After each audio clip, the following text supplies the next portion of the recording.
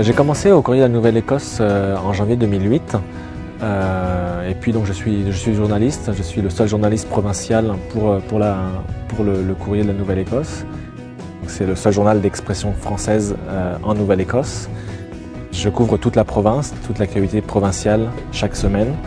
Et puis j'écris des articles et je corrige le journal. Puis je m'occupe aussi dans certaines entrevues. Donc je suis originaire de la Vendée, qui se trouve dans l'ouest de la France, entre la Bretagne et le Poitou, pour situer facilement. Et puis souvent les Acadiens connaissent ces deux régions. Je suis professeur de français et de langue étrangère, donc j'ai eu l'occasion de travailler et de vivre au Mexique et en Espagne essentiellement. Et puis je suis arrivé ici, j'ai découvert le programme d'immersion à l'Université Sainte-Anne, où j'ai enseigné pendant 1 an. Et puis ensuite, le Courrier de la Nouvelle-Écosse m'a proposé un poste pour changer un peu de profession, mais ça restait dans la langue française et dans cette langue de spécialité et cette langue maternelle qui est la mienne. Donc moi je suis arrivé ici il y a quelques années pour voir un petit peu, pour apprendre à connaître la région. Et puis ce qui m'a tout de suite surpris, c'est la gentillesse et l'accueil des Acadiens, même si on n'est pas de la région. On se promène juste dans la rue, puis les gens se saluent facilement, nous saluent facilement en tant qu'étrangers. Donc c'est déjà le premier contact est vraiment facile.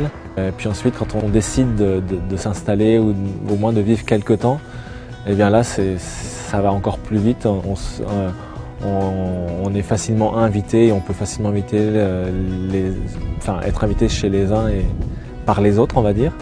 Et puis les gens ont cette culture des parties de cuisine avec de la musique, tout ça, et c'est pas de la fiction, c'est pas du folklore, c'est la réalité. Il y a beaucoup de musiciens, il y a de grands espaces, il y a pas beaucoup de délinquance spécialement, ni trop de pollution. Donc ce qui fait que c'est un cadre de vie assez agréable. L'été, on y vit très très bien. L'hiver, c'est un peu plus rude, mais là aussi tout dépend des régions d'où on vient. Donc pour certains c'est froid et pour d'autres c'est plus chaud qu'ailleurs.